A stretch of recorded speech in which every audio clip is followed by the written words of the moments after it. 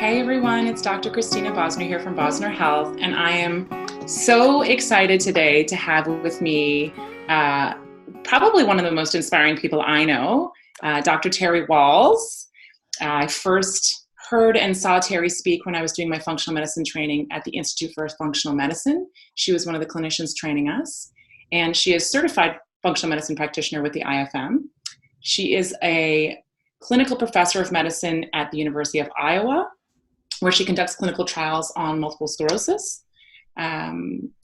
She herself is a patient with secondary progressive multiple sclerosis and was confined to a tilt-recline chair for 4 years. Dr. Wahls, inspiringly to all of us, restored her health by using a diet and lifestyle approach that she developed specifically for her brain. And today she bikes to work. So I am so excited to have you here and have you share your story and your information to my community. Thank you for having me. Thrilled to be here. So maybe we can just start by, like I said, I'm actually a certified Wahls practitioner as well. I've been inspired by the work you've done because diet and lifestyle is so foundational in healing. And one of the things you've said many times that I've seen you is say, let's create an epidemic of health. And that is, such an amazing sentence and so inspiring. So could you just tell everyone your story for those people who don't know you? Sure. So I'm a internal medicine doc, professor here at the University of Iowa. And certainly I'm conventionally trained, believe deeply in the latest medicine, latest science, and actually was pretty skeptical about functional medicine, complementary integrative medicine. But God works in mysterious ways. In 2000, I started having weakness in my left leg and was evaluated, ultimately diagnosed with multiple sclerosis. And I knew I wanted to treat my disease very aggressively, so I sought out the best MS center in the country, saw the best people, took the newest drugs, but I went relentlessly downhill. And 2 years into this, my physicians told me about the work of Lauren Cordain. I read his papers and his books, and decided after a lot of prayer and meditation, and after being a vegetarian for 20 years, that was following a very low-fat diet, I went back to eating meat. And so it was a big deal. I gave up all grain, all legumes, all dairy. I continued to go downhill, but I figured it might take me many years to recover. So I stayed with that. The next year, I needed a tilt-recline wheelchair. And then I took even more potent drugs. I decided that the best conventional medicine was likely not going to stop my slide into a bedridden, demented life. And also it had 20 years of worsening trigeminal neuralgia. And so it also looked like I may well face intractable pain. For people who don't know what trigeminal neuralgia is, it's pain in the face, yeah? Yeah, so it's electrical pain across the face, usually on my right side of my face, occasionally on the left side of my face. Now, these episodes were becoming more frequent, more severe. They were getting much more difficult to turn off. So I'm taking more and more potent drugs. I am continuing to decline. I decide to go back to reading the basic science, and I ultimately decide that mitochondrial dysfunction is the driver in neurodegeneration and in progressive disorders, and that I really had much more of a progressive phase to my illness. So I started experimenting again, creating a supplement cocktail that I realized is helping my fatigue somewhat and is slowing the speed of my decline. So I am hugely grateful. And I'm more excited about reading the basic science.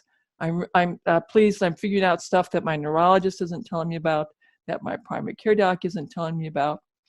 I'm assigned to the Institutional Review Board at the University of Iowa, which means that I'm reading the latest clinical trials to verify that they're safe.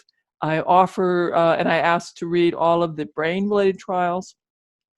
So I'm getting more and more comfortable reading brain clinical trials. Then in the summer of 2007, I discovered the Institute for Functional Medicine. I take their course on neuroprotection. I have actually a longer list of supplements, which I begin. And then, interestingly enough, I have another really big aha moment. Like, what if I redesign my paleo diet in a very specific way based on the supplements that I'm taking?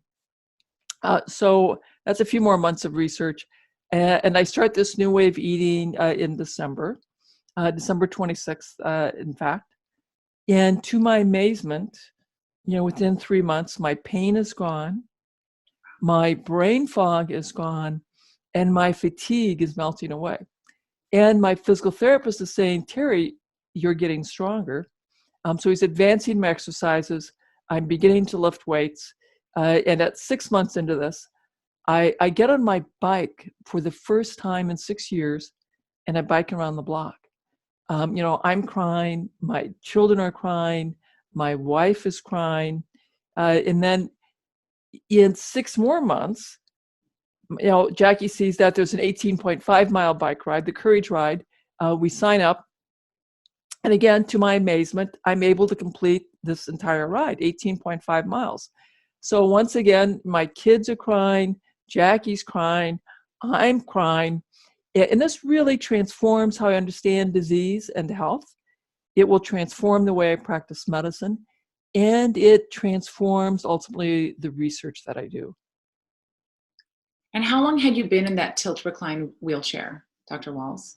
You And know, unable to walk. I had been in there 4 years. I could walk, very short distances. With 2 walking sticks. I had become so weak, I could not sit up in a regular chair as I am now. I had zero gravity chairs where my knees were higher than my nose. I couldn't go out to restaurants because I couldn't go to movies because I couldn't sit up in a regular chair. And so my life was getting, more and more constrained. Now, and fortunately for me, I still had been thinking clearly, and the university and the Veteran Affairs Hospital had been redesigning my job multiple times to allow me to continue working. But in 07, I was beginning to struggle with brain fog, and my pain was so severe that it was very apparent that finally I'd have to apply for medical disability. And how old were your kids at this time?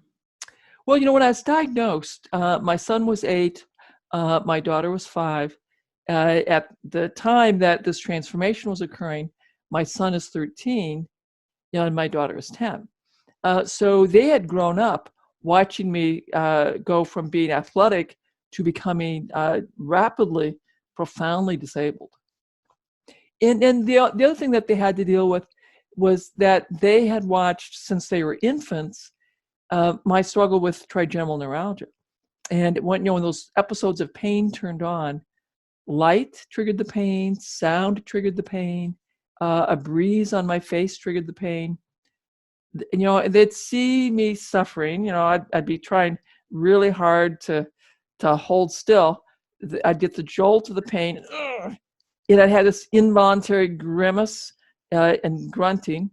They'd want to come comfort me because they love me.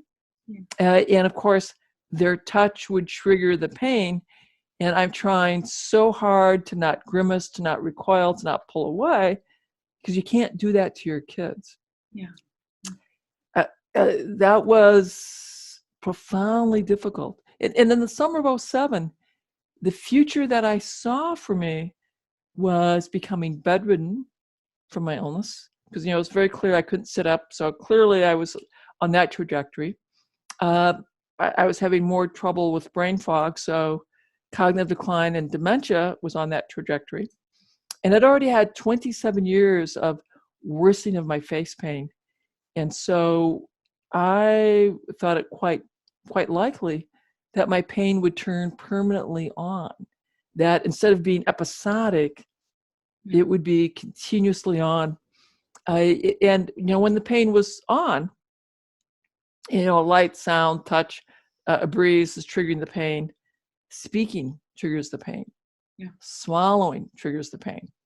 And so when it gets to that point, I'm drooling, I can't really swallow. I'm going to the pain clinic, getting pain injections. I'm taking high dose IV Salumedrol, and it's getting harder and harder to get these things turned off. And so in the back of my mind, I'm thinking, this will likely ultimately turn permanently on. And then fast forward to that amazing bike ride. Yes. How Yes. inspiring that is for your children to see. So I mean, that's why they're crying, and Jackie's crying, and I'm crying, because that was so miraculous.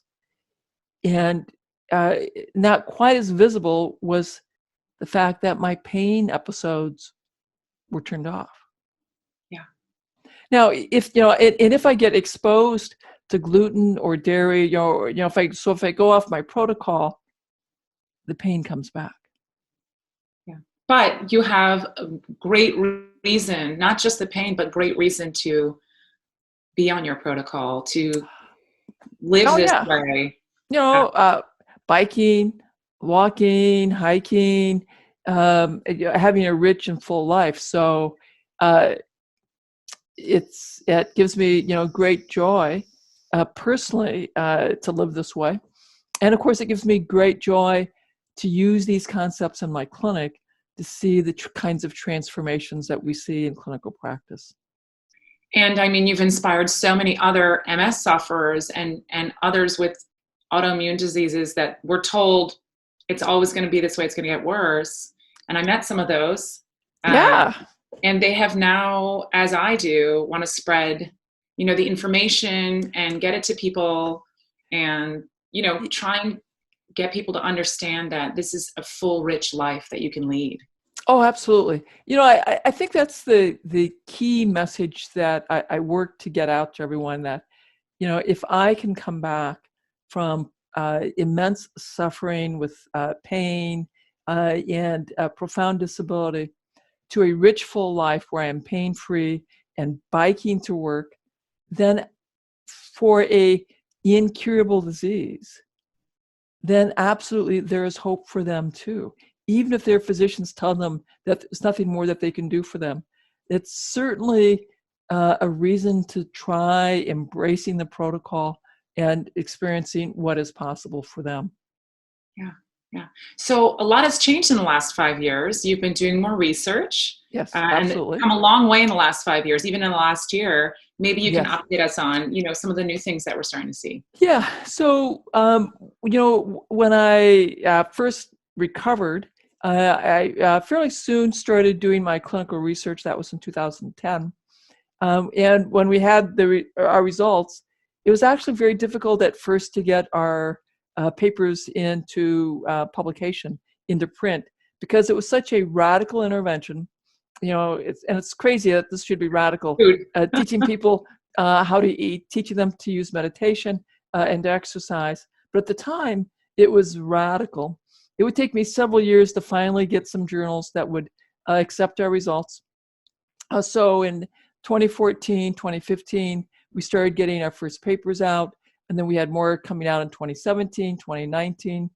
And we've had, again, more papers demonstrating that, yes, others with progressive MS, and that's the same illness that I had, secondary, and they also enrolled primary progressive MS patients, had them use the same protocol that I used.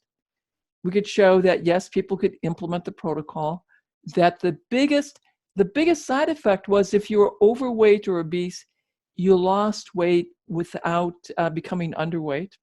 And so, ironically, I had to keep filing safety reports to document the weight loss and that no one became underweight. So we're able to show that, yes, they could do it and it was safe. And that as a group, there was a large reduction in fatigue severity and a large improvement in quality of life. And that people had, and half of these folks had clinically meaningful improvement in hand function and in walking function. Mm-hmm. That's remarkable because, remember, we studied progressive MS. So the usual course of disease is that with progressive multiple sclerosis, you anticipate a 10 to 20% decline in function every year. So the fact that we held the group flat, that's astounding. And that half of the folks had clinically meaningful improvement in function, quite remarkable. Then we also had, were able to show improvements in mood with reduced anxiety, reduced depression, and improvement in verbal and nonverbal reasoning. In half of the population, we have their MRI results. And again, we're in the process of trying to get those findings out in print. So hopefully I'll be able to talk about those findings in the next year. Then the next study that we did was what's called a waitlist control, where we enrolled people, and this time we studied just the diet. We had people with relapse remitting MS. We brought them in, did assessments of quality of life, of fatigue, of walking function, hand function, and memory recall. And then we trained them on the diet, or we had them continue their usual diet, and then brought them back in 12 weeks, repeated all the measures, and we're able to again show improved quality of life, reduced fatigue, improved motor function. Then the next study, we got funded by the National MS Society to compare the Swank diet, and which is a low-fat diet, and the Wahls diet. That study is still underway, and what we're doing there, we've completed all of our study visits. We're in the process of data cleaning, and then we'll be analyzing the data. And depending on how quickly we can complete our analysis, we'll be submitting that for presentation at a annual meeting either this fall or in the spring of 2021. So hopefully those findings will be out sometime the next year. I really look forward to seeing those. Everything Very up exciting. till now has been so exciting, completely underestimating the power of diet and lifestyle. Can you tell me the key parts to the dietary, the Wahls Protocol? So there's really two components. One is the foods that you remove, and the other are the foods that you add in. And I'm incredibly fond of the paleo diet, which tries to have our diet model more what we were eating, for hundreds of thousands of years. So more vegetables and meat, shellfish, etc. However, and when I did that, I implemented that in 2002.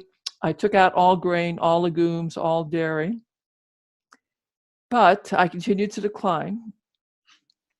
It really wasn't until and then I added, supplements. I continued to decline, although most slowly. When I redesigned my diet based on maximizing the nutrients that science says are key for the brain, that's really when the magic happened.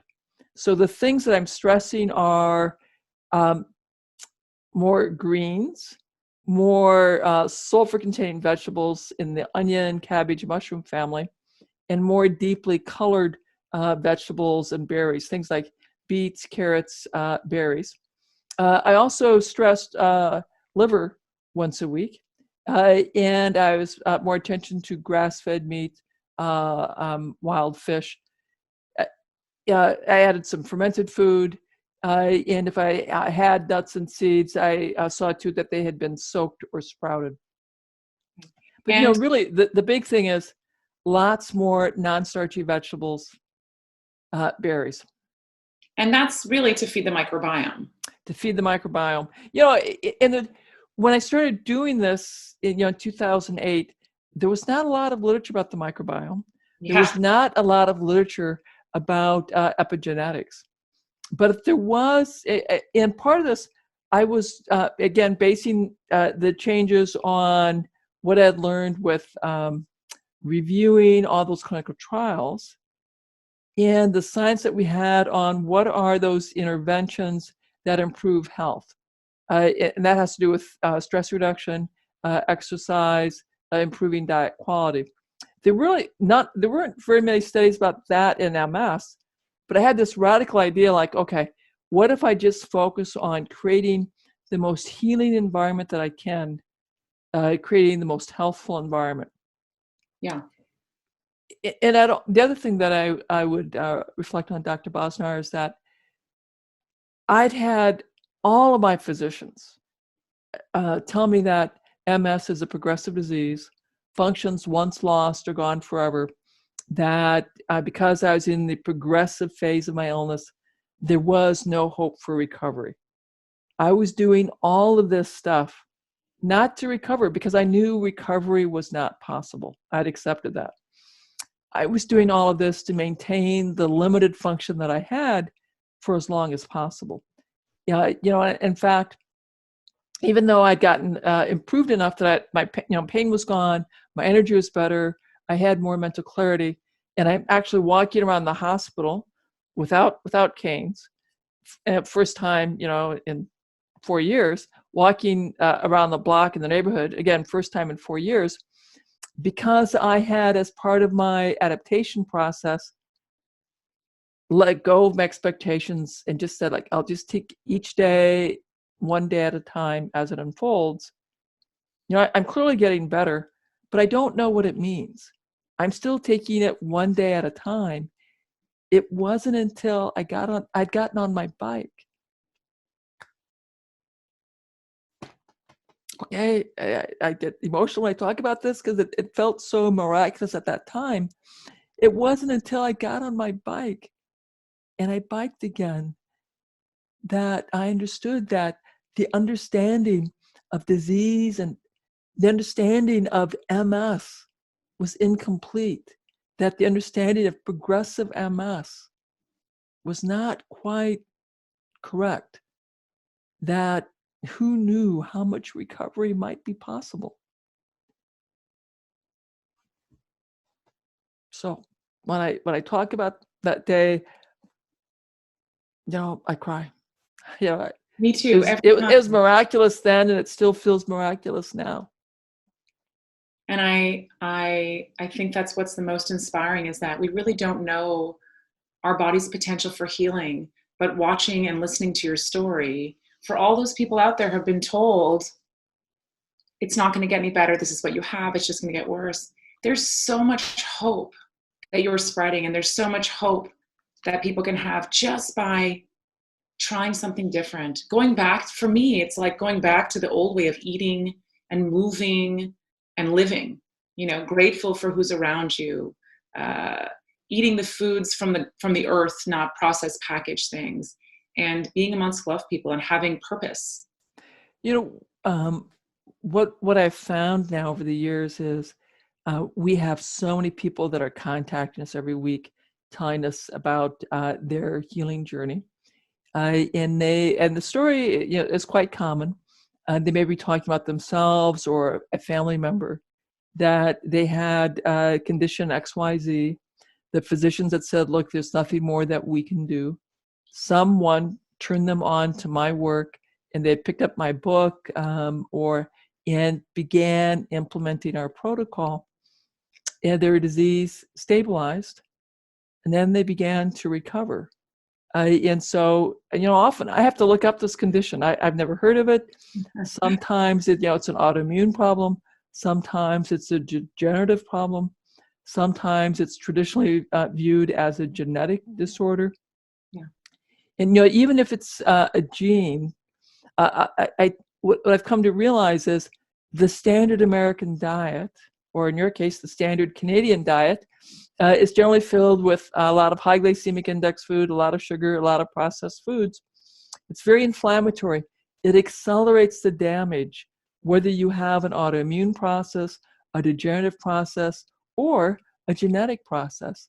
And if we can get your environment, your cellular environment, less inflamed and supported with more of the appropriate nutrition and environmental factors, there's a surprising level of improvement that's often possible. And that, at the very least, the speed of the decline is slowed, and families are immensely grateful for that. But often, the disease stabilizes. Yeah. And then the cells begin to heal, and function improves, medication needs decline, and they have their moments that are like my bike moment, that things they thought that would never come back to their lives are coming back, and they're crying, and they're grateful, and they're reaching out to our team, and often they have photos of the before and after, and people look 10 years younger. They look alive and vital, and joyful. And that's why we have to spread that message that healing is possible. And I think one of the things I treat a lot of kids and parents, and I'm always trying to inspire the children. You can heal yourself. You can make the steps to create a nutrient-dense diet, move, and learn these basic concepts of gratitude and meditation, which kids are so open to. And I find when they do see a shift in their symptoms or their chronic thing that they've been told they're going to have forever, just by taking control of what they're eating, for example, they are so inspired. And it's actually much easier for them because they don't have that many years of being told, this is just who you are, you're just going to get worse. So that's, where my community really will benefit, just knowing that, be inspired by your own body's potential to heal. Now, our version of that is, I treat adults because I'm an internal medicine doc. And so people come in and they're making these big changes because either mom or dad have a health challenge. And they struggle with the fact that they're asking their children, and their children are having to make these big health challenges. And so we have to have a lot of conversations like, oh my God, what you're doing is saving the lives of your children. That by having your children adopt this way of eating and living, the child's health outcomes are markedly improved. Their probability of an autoimmune problem is greatly reduced. Their probability of obesity, diabetes, heart disease, and cancers are all greatly reduced. And kids are much more resilient. They actually are willing to eat vegetables, and they're willing to move more if you'll do this as a family. And so we've spoken a bit about this, and when you do your training, we speak about this. How do we speak to other people about the changes we're making so they don't undermine them? Because that seems to be like, oh, you're one of those crazy people that wants to eat food. It's like such a mystery, right? So a couple of things. At the VA, we had such success in my primary care clinic and the traumatic brain injury clinic. The VA had me create a clinic devoted just to basically the Wahls approach to medicine. We called it the Therapeutic Lifestyle Clinic. And we saw people with chronic pain and with any kind of chronic medical problem that was open to using diet and lifestyle. And so we had tremendous success at transforming the lives of these vets from a wide variety of health problems. And in so doing, over time, I ended up developing a much more intensive approach to how I help patients adopt and then sustain these big diet and lifestyle changes. And I now call that the Wahls behavior change model, because the behavior change model that I was taught had little 5 steps: pre-contemplation, contemplation, action, sustaining action, and then restarting when you make a mistake and you fall back into old habits. It's a much more complicated process because we're so addicted to these very destructive habits. So we ended up creating a much more detailed step-by-step process where we take people first from inspiring hope, which is what you and I, we work so hard at, inspiring hope. And then we teach patients how the mechanisms, using metaphors that our audience will understand, how diet and lifestyle can have this big impact on our health.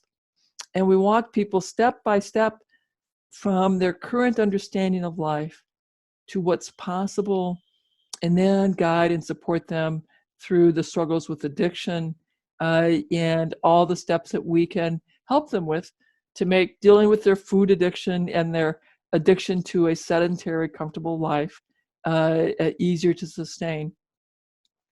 to the point where they're able to then adopt and sustain these new health behaviors. So we've created this much more robust process to help people in clinic and to help clinicians understand how to talk and create attraction. So people are like, wow, you look fabulous. You look 10 years younger. And who doesn't want to look 10 years younger and feel 10 years younger, or look 15 years younger and feel 15 years younger? And so people then get curious and they want to have that same success, that same transformation. So I am really excited because you're coming out with a new book. Yeah. So let's talk about your new book and what it's called, and maybe you can show it to me. Okay, so here it is. We are so excited. So it's the revised and expanded Wahls Protocol, a radical new way to treat all chronic autoimmune conditions using paleo principles. And what I've done is I've taken my original book and I've updated it with all the stuff that we've learned in the last 6 years. So there's more science on the epigenetics, more science on the microbiome, more science on neurorehabilitation, on just how much recovery is possible. We've learned a lot more about food. So I have a much more detailed guidance on food and how we can personalize that. We talk about histamines, oxalates, and we talk about fasting in ketosis, in the many different ways that we can get into ketogenic eating. And if you're going to go down the ketosis route or fasting route, how do we support you? How do you select which of those many modalities will be best for you, and what kind of monitoring? So lots of new information. It's about a third new info. So we're very excited. And I'll tell you the other thing that is so fun. When my book first came out in 2014, the neurology community was very concerned that I was creating false hope. There was tremendous pushback that you just need to take the drugs, eat what you want. Diet and lifestyle was not a big deal. But my book came out. It took the MS community by storm, and the MS Society understood that all the social media mentions of the Wahls Protocol, the Wahls diet, swamped all of the conversations about even the most current disease-modifying drugs. And they ended up making a wellness, diet, and lifestyle research a research priority. They funded many more pilot studies, including funding our big research study. That has allowed much more research to come out and get published, including all those papers that we now have that validate that diet quality matters. And now the leading MS scientists are saying, yes, take drugs, but if you don't address diet and lifestyle, you will still be at risk for converting to progressive MS. You'll still be at risk for rapid brain volume loss. You'll still be at risk for cognitive decline. So now the recommendation is everyone, whatever you decide about drugs, you should be following a improved diet quality, add a stress-reducing practice, get a exercise program, and that should be part of everyone's plan. Now they're finally realizing what you have, regardless of what chronic condition you have, even if you want to maintain good health, these principles are the foundations of good health. It's the foundation of healthy aging. It's the foundation of maintaining your brain volume. It's the foundation of maintaining memories and mental clarity, of being able to continue to care for yourself in your own home, of being able to still have a rich and vital life into your 70s, 80s, 90s, and 100 and beyond. This is the most powerful tool we have for controlling healthcare costs. It's not free healthcare. It's not prescription drug benefits for everyone. It's teaching us that our diet and our lifestyle is how we stay healthy. Yeah. So the book is coming out in March. March 17th. Amazing. I can't Here it wait. is. I pre-order Time. a bunch. So for those of you, I will have them at the clinic. Now, if someone reads the book or is interested in doing more, you have an incredible seminar that you host as well. I'd love for you to Oh, yeah. talk about that.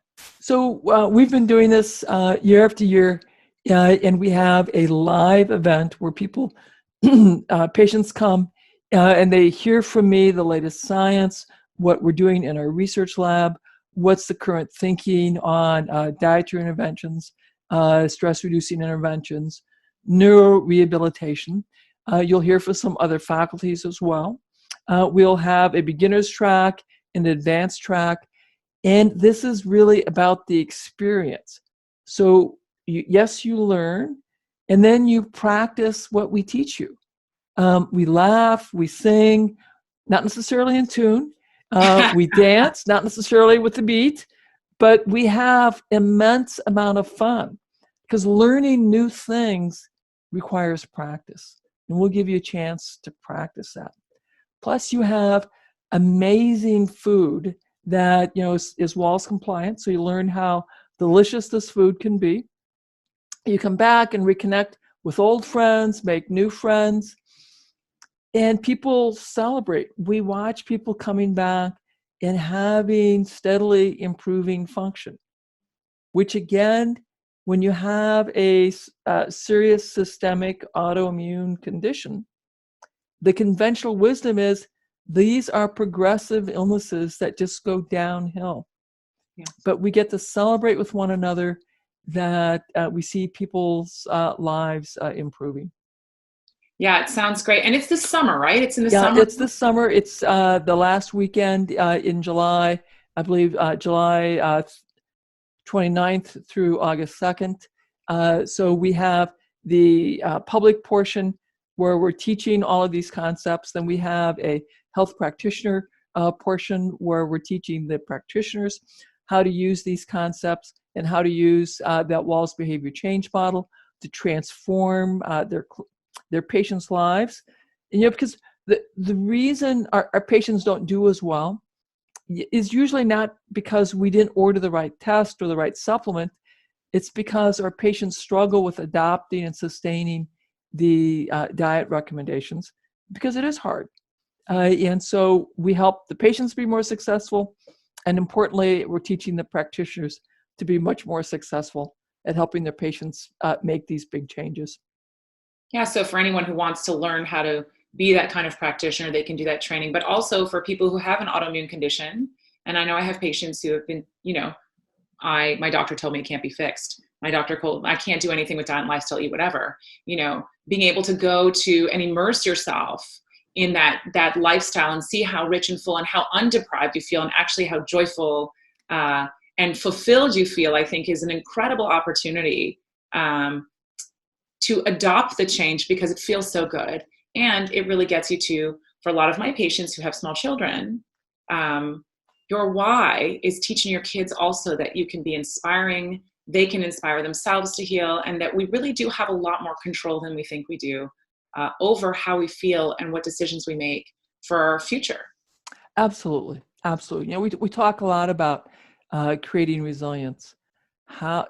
Because most of us have a very difficult time giving up today's pleasures for tomorrow's theoretic future benefit. But for many of us, there may be a reason that we would run into a burning building at great risk to ourselves to save someone that matters deeply to us. So most parents would run into a burning building to save their children. And most of us would face great adversary, great potential harm for someone that's profoundly important to us. That is the power of why. Yeah. And so we have to help people understand that nearly all of us have that within us. Yeah. So, and we'll go through that at the seminar, help you identify what is your why. What do you care about so deeply that yes, you could run into a building that's on fire to save and address, to save that person. That why. Yeah, I say that my ancestors, my grandfathers both died of stomach cancer. My husband watched his parents suffer as they died as a small child. And, I used to love bread and cheese. That was the bread and cheese lady. And when I tell people, like, if I can do it because I am so moved to make sure not only I do the right thing so I stay healthy, to be the best possible parent I can be, but also to model that behavior for my children so they also know how to take care of themselves. That is the thing that keeps me, always trying to do better. Even if I fall off a little, always trying to move forward. And Yeah. that, people think they can't do, but we have so much more strength than we actually think we know. We're all incredibly resilient. Our ancestral mothers and fathers faced great hardship and difficulties, but they did amazing things for the benefit of their children. Yeah. And for all of us who are parents, we will do amazing things for the benefit of my children, of our children. And as I was getting more and more disabled and struggling more and more with pain, my why was I had 2 young kids, and I wanted them to be the most successful emotionally and financially. And I wasn't going to be able to teach them resilience by mountaineering or athletic events anymore. But the one thing I had was I could model resilience. I could model that, yep, life's not fair, but you get up and go to work every day.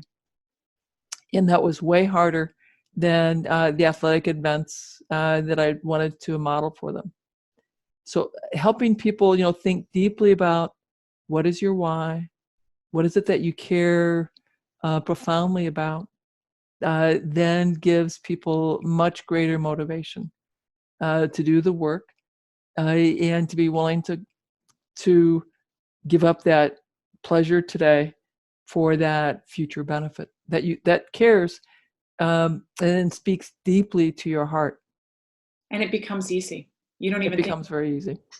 Oh, well, thank you so much for spending this time with me and talking to everybody about, your protocol and your journey. Obviously, extremely inspiring to me, and I'm sure to other people. I'm so looking forward to the book coming out. I'm looking forward to actually adopting, a program for my community. So exciting to help them go through their why and help them really conquer their chronic illness and inspire them and their family members. And I just really appreciate and admire everything you're doing for everyone, because it has really sparked a fire under those of us who have seen the shifts and the changes in our own lives.